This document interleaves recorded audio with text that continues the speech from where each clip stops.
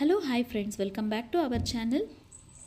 So ಇವತ್ತು ನಾನು ನಿಮ್ಮ ಜೊತೆ ಶೇರ್ ಮಾಡ್ಕೊಳ್ತಾ ಇರೋ ಕಾನ್ಸೆಪ್ಟ್ ಅದು 7th standard English avoid plastics. ಇದರ ಒಂದು question answer, exercise question answers ನಾನು ನಿಮ್ಮ ಜೊತೆ ಶೇರ್ ಮಾಡ್ಕೊಳ್ತಾ ಇದ್ದೇನೆ. ಹಾಗೆಯೇ ಟೆಕ್ಸ್ಟ್ ಬುಕ್ ಗ್ರಾಮರ್ ಅದನ್ನು ಕೂಡ ನಾನು ನಿಮ್ಮ ಜೊತೆ solved text book grammars, so ಅದನ್ನು ಕೂಡ ನಾನು ನಿಮ್ಮ ಜೊತೆ ಶೇರ್ ಮಾಡ್ಕೊಳ್ತಾ ಇದ್ದೇನೆ friends.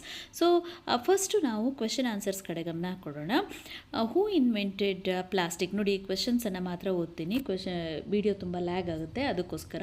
What did he name it? ನಿಮಗೆ ಏನಾದರೂ ಆನ್ಸರ್ ಬೇಕು ಅಂತ ಹೇಳಿದ್ರೆ ವಿಡಿಯೋನ ಪಾಸ್ ಮಾಡಿಬಿಟ್ಟು ನೀವು ಆನ್ಸರನ್ನು ತಗೊಳ್ಬೋದು.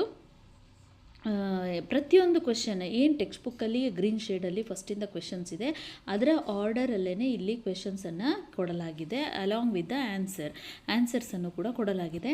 ಜಾಸ್ತಿ ಆನ್ಸರ್ ಏನಿಲ್ಲ, ಅದಕ್ಕೆ ಎಷ್ಟು ಬೇಕು ಸಿಂಪಲ್ಲಾಗಿ ಮಕ್ಕಳಿಗೆ ಈಸಿ ಆಗುವ ರೀತಿಯಲ್ಲಿ ಆನ್ಸರನ್ನು ಕೊಟ್ಟಿದ್ದಾರೆ. ಇದನ್ನು ನಾವು ಮಕ್ಕಳಿಗೆ ಬರೆಸ್ಬೋದು ಫ್ರೆಂಡ್ಸ್, ತುಂಬ ಈಸಿಯಾಗಿ, ತುಂಬ ಚೆನ್ನಾಗಿರುವಂಥದ್ದು.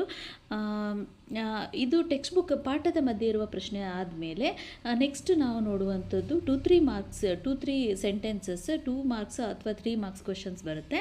ಸೊ ಅದನ್ನು ಕೂಡ 3 ಕ್ವೆಶನ್ಸ್ ಇದೆ, ಸೊ ಅದನ್ನು ಕೂಡ ಇಲ್ಲಿ ಕೊಟ್ಟಿದ್ದಾರೆ. ಸೊ ಇಷ್ಟು ಆದ ನಂತರ fill in the blanks with the suitable question words, 1 is done for you. So ಇದೇ ರೀತಿಯಲ್ಲಿ ಟೆಕ್ಸ್ಟ್ ಬುಕ್ಕಲ್ಲಿ ಇದೆ. Why is plastic pollution concentrated in big cities? ಇಲ್ಲಿ ವೈ ಅನ್ನುವಂಥದ್ದು WH ಕ್ವೆಶನನ್ನು, ಕ್ವೆಶನ್ ಫ್ರೇಮಿಂಗ್ ಅಲ್ಲ, ಆಲ್ರೆಡಿ ಕ್ವೆಶನ್ ಫ್ರೇಮ್ ಮಾಡಿರ್ತಾರೆ, ಬಟ್ ಅಲ್ಲಿ WH ವರ್ಡ್ ಯಾವುದನ್ನು ಹಾಕಬೇಕು ಅನ್ನೋದನ್ನು ನಾವು ಐಡೆಂಟಿಫೈ ಮಾಡಬೇಕಾಗಿದೆ. ಟೆಕ್ಸ್ಟ್ ಬುಕ್ಕಲ್ಲಿ ಇದನ್ನು ಈ ಒಂದು ಎಕ್ಸಸೈಸ್ ಕೊಟ್ಟಿದ್ದಾರೆ. So dash did the train leave when ಅಂತ ಇದೆ ನೋಡಿ, ಅದು ಡ್ಯಾಶಸ್ ಕೊಟ್ಟಿದ್ದಾರಲ್ಲ, ಅದೆಲ್ಲದು ಕೂಡ ಆನ್ಸರ್ ಆಗಿರುತ್ತೆ. WH ಅಂತ ಹೇಳಿದಾಗ when, what, which, how, why, where, ಇನ್ನೂ ಹಲವಾರು ಬರುವಂಥದ್ದು. ಇಲ್ಲಿ ಇದಿಷ್ಟಕ್ಕೆ ಆನ್ಸರ್ ಬಂದಿದೆ. ನೆಕ್ಸ್ಟ್ ಇಲ್ಲಿ ನೌನ್ ಫಾರ್ಮನ್ನು ಕೊಡುವಂಥದ್ದು. Born, birth, marry, marriage, graduate, graduation, high, height, impress, impression, inspire, inspiration, perform, performance. So ಅದಷ್ಟು. ನೆಕ್ಸ್ಟ್ ಡಿಕ್ಷನರಿ ವರ್ಕ್, ಇದು ನಾವು ಆಲ್ಫಾಬೆಟಿಕಲ್ ಆರ್ಡ್ರಲ್ಲಿ ನಾವು ಮಾಡುವಂಥದ್ದು. ಡಿಕ್ಷನರಿ ಫಾರ್ಮಲ್ಲಿ ನಾವು ವರ್ಡ್ಸನ್ನು ಜೋಡಿಸ್ತಾ ಹೋಗಬೇಕು. ಅದು ಕೂಡ ನಮಗೆ ತುಂಬ ಈಸಿ ಆಗುತ್ತೆ. ಹೇಗಪ್ಪ ಅಂತ ಹೇಳಿದ್ರೆ, ನಾವು ಈ ಒಂದು ವರ್ಕನ್ನು ನಾವು ಮಕ್ಕಳಿಗೆ ಕಲಿಸುವಾಗ ಫಸ್ಟು ಅವರಿಗೆ ABCDಯನ್ನು ಸೈಡಲ್ಲಿ ಪೆನ್ಸಿಲಲ್ಲಿ ಬರ್ಕೊಳ್ಳೋಕೆ ಹೇಳಬೇಕು.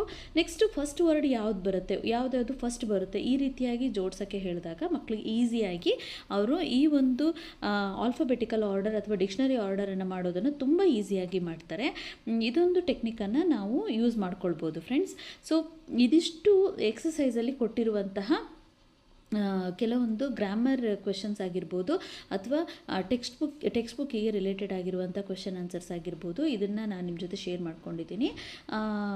ಇನ್ನು ಉಳಿದದ್ದು language speaking skills, improving the speaking skills, ಈ ಥರದ್ದೆಲ್ಲ ಇದೆ.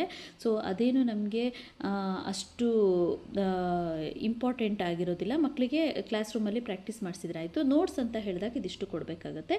ಸೊ ಇದೊಂದು ಚಿಕ್ಕದಾದಂತಹ ವಿಡಿಯೋ ನಾನು ನಿಮ್ಮ ಜೊತೆ ಶೇರ್ ಮಾಡ್ಕೊಂಡಿದ್ದೀನಿ. ವಿಡಿಯೋ ಇಷ್ಟ ಆದರೆ ಪ್ಲೀಸ್ ನಮ್ಮ ಚಾನಲನ್ನು ಸಬ್ಸ್ಕ್ರೈಬ್ ಮಾಡೋದನ್ನು ಮರಿಬೇಡಿ ಅಂತ ಹೇಳ್ತೀನಿ. ಹಾಗೆಯೇ ಈ ವಿಡಿಯೋ ಯಾರಿಗೆಲ್ಲ ಯೂಸ್ಫುಲ್ ಆಗಿರುತ್ತೆ ಅವ್ರ ಜೊತೆ ಶೇರ್ ಮಾಡ್ಕೊಳ್ಳಿ ಅಂತ ಹೇಳ್ತಾ, thank you for watching. Take care, bye.